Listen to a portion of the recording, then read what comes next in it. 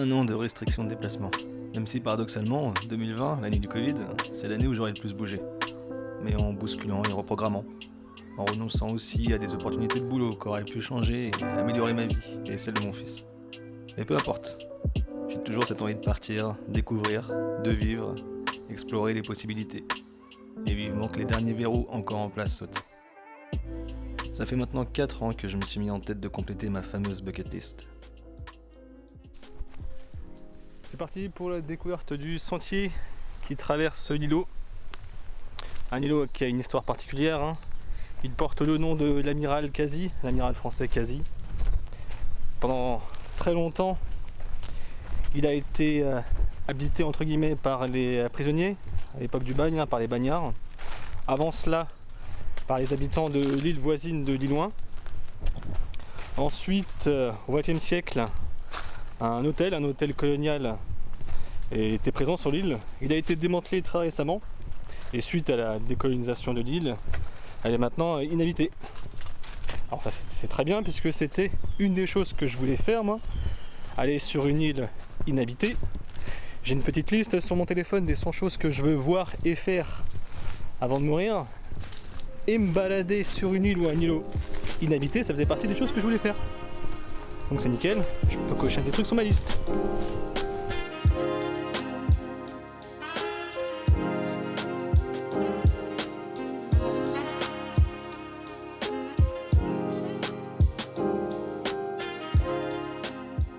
Et cette bucket list, elle implique de parcourir le monde. Je l'ai depuis cet accident qui a bien failli avoir raison de moi. Et je salue d'ailleurs mon ami Jean-Charles qui a pris soin de moi lorsque c'est arrivé. C'est dans ma chambre d'hôpital que j'ai rédigé cette bucket list. Et je peux aussi remercier mon meilleur ami Charlie, qui est venu me voir chaque jour lors de mon hospitalisation. J'y reviens parfois lorsque je suis en voyage, comme la dernière fois en Écosse, devant ces grands espaces. Hier j'avais posté une photo sur Facebook pour indiquer que j'étais ici dans les Highlands. Et une amie à moi qui m'avait dit on a du mal à te suivre. Et ceux qui me connaissent savent que je voyage pour une raison très simple en fait. Lorsque j'ai vu mon très grave accident il y a 3 ans de ça, j'avais bien failli y passer. Lorsque j'étais dans ma chambre d'hôpital, je m'étais dit que je voulais plus perdre de temps quoi. Que je voulais vivre dès maintenant. Du coup j'avais écrit dans mon téléphone une liste des 100 choses que je veux faire ou voir avant de mourir. Je me rappelle souvent de cette phrase du philosophe allemand Wilhelm Reich qui dit tu cherches le bonheur mais tu préfères la sécurité. Moi je me sens bien là quand je réalise ce genre de rêve. Je voyage seul, mais en réalité je me sens pas du tout seul. Surtout pas dans ce genre de décor, paradoxalement. En fait, dans ce genre d'espace sauvage, j'ai carrément l'impression de faire partie d'un tout. C'est ça que j'aime en fait. Et je me sens chanceux. Puisqu'on se perd pour mieux s'unir, puisqu'on ne tient plus au présent. En fait, compléter cette liste, c'est un prétexte. Atteindre l'endroit précis où je vais pouvoir cocher une nouvelle entrée, ça implique d'y aller. Et c'est tout le trajet qui compte en fait. Et les moments vécus en immersion, des parenthèses. Ces moments où je me dis, ah ça y est, c'est ça, là maintenant, que je suis venu chercher. Et où je me sens chanceux. Ces moments de parenthèse, ils sont sans pareil, c'est ça le plus beau. Comme ce jour au sommet du plateau de Denis, au milieu de la chaîne centrale de Nouvelle-Calédonie.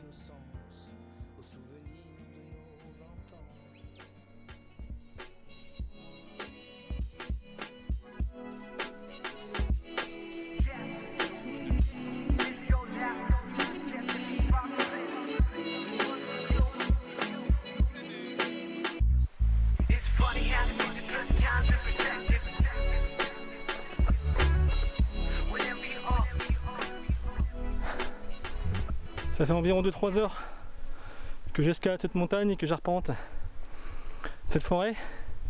Et bonne nouvelle, je sens des bourrasques de vent. Donc ça c'est bon signe. Ça veut dire qu'on est proche du sommet. La forêt s'achève. Visiblement ça s'ouvre sur un paysage de lande.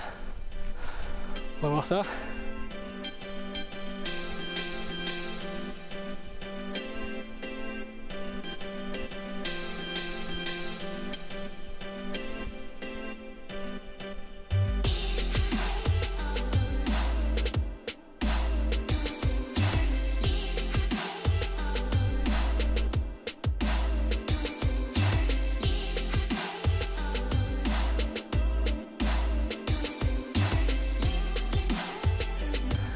crois que c'est un excellent endroit pour arrêter là.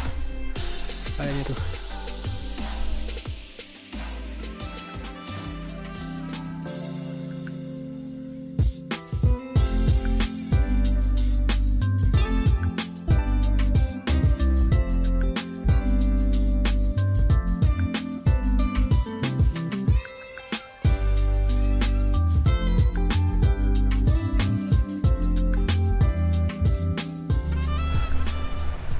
À chaque fois que je voyage et je trouve des paysages comme celui-là, je me dis systématiquement, ouah, ce nouveau paysage, direct dans mon top 3 des plus beaux paysages, des plus belles choses à état naturel que j'ai vu. Mais je dis ça à chaque fois. Mais c'est normal quoi, c'est mon amour pour la nature. Même si là pour le coup c'est quand même bien classe. Jusqu'au prochain paysage que je trouverai et je me dirais que je suis chanceux. Ou encore ce moment au niveau du cercle polaire arctique. Après ma journée de rando, dans des paysages de fou, j'arrive sur un haut plateau. Et je tombe sur cette vue incroyable. J'ai devant moi plusieurs montagnes, et alors que moi je suis assis en Suède, directement derrière les montagnes que je regarde, c'est la Norvège.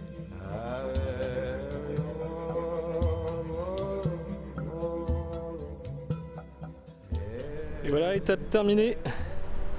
Étape fantastique, il a fait très beau. Les paysages étaient encore une fois de plus grandioses. En plus j'ai fait la route avec 3 Français bien cool. Donc c'était vraiment excellent. Et là je viens de poser la tente pour le bivouac de cette nuit, enfin de ce jour-nuit.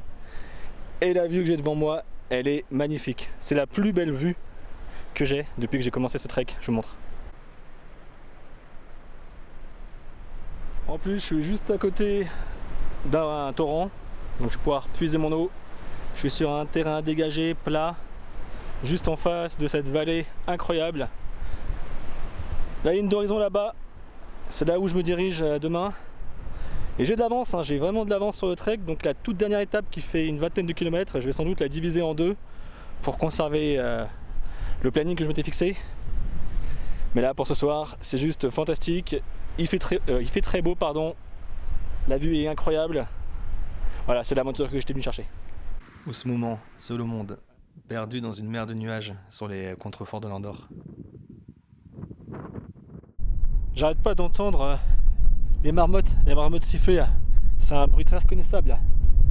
Il y a énormément de vent donc c'est chiant, on peut pas l'enregistrer mais ça vient de là-bas là. Elle n'arrête pas de siffler là. Donc il y a des marmottes ici là. Faut que je les trouve. Et d'ailleurs, autre anecdote, j'étais monté là-haut dans un but précis, voir en chemin les marmottes et les isards. Mon ami Romain, chez qui je logeais en fait dans la vallée, il m'avait indiqué que c'était précisément là que je pouvais les voir. Pendant toute la montée et toute la rando, plusieurs heures en fait, j'ai rien vu. Et finalement, je décide de redescendre et de rentrer. Et j'étais pas déçu parce que le spectacle il était malgré tout grandiose. Et finalement, c'est en redescendant que je les ai vus. Des mouflons ou des isards, donc là il y en a plein, forcément, qui passent en permanence. Là c'est peut-être pas le bon moment, là. Il est 5h30, c'est peut-être plutôt tôt le matin ou en début de soirée. Donc c'est frustrant parce que là, je vois bien qu'il y en a forcément qui passent ici. Là ça va être difficile de les voir. Ouais c'est décevant. Je suis à côté là, j'y suis. Je crois que ouais, non, il n'y a aucune chance pour ce qui est des mouflons et des isards. Mais c'est pas grave. Parce que c'était quand même incroyable cet après-midi. Toute cette attention à cette randonnée, c'était hyper cool.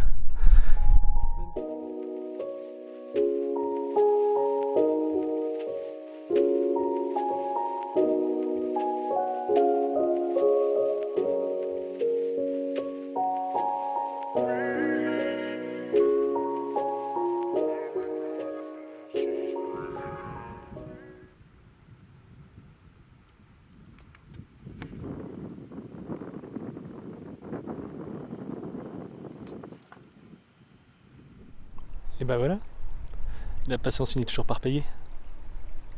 Un isard. Ça c'est cool.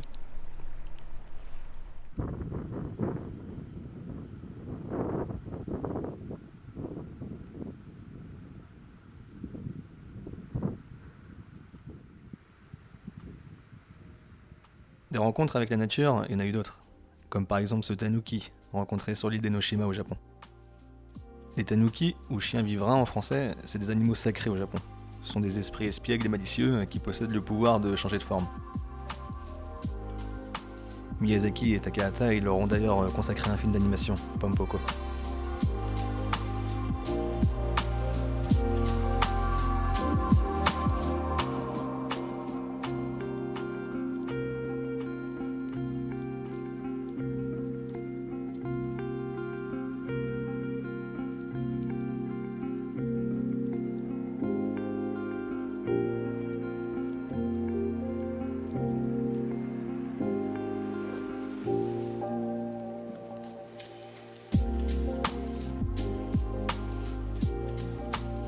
Je pense aussi à ce lemming qui s'est laissé approcher en Laponie.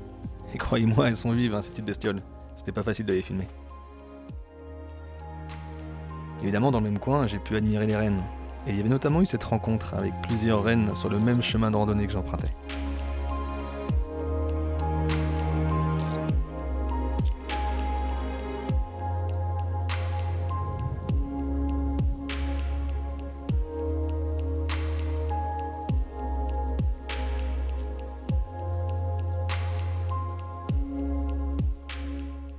Alors c'est marrant, j'étais en train de regarder, de longer la rivière sur ma droite, magnifique rivière, donc je la regardais depuis tout à l'heure, et puis je tourne la tête à gauche, et là je remarque en fait depuis tout à l'heure, il y avait des troupeaux de rennes partout sur ma gauche. Il y a pas mal d'alpages ici, donc il y avait des troupeaux de rennes partout, et je les avais pas remarqués. Bon, des rennes j'en ai vu énormément depuis le début du trek, mais à chaque fois c'est la même magie.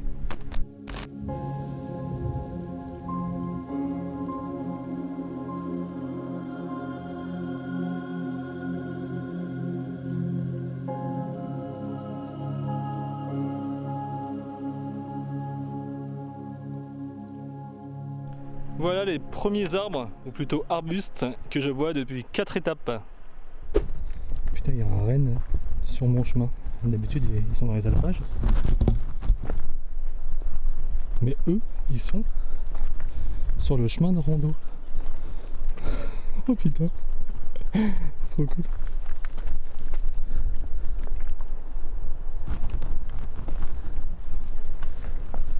Ils sont juste à côté de moi.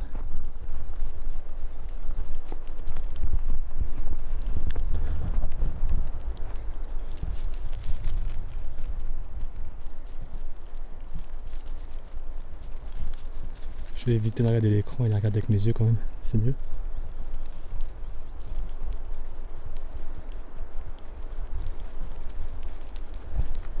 Putain, ils sont juste à 5-6 mètres de moi.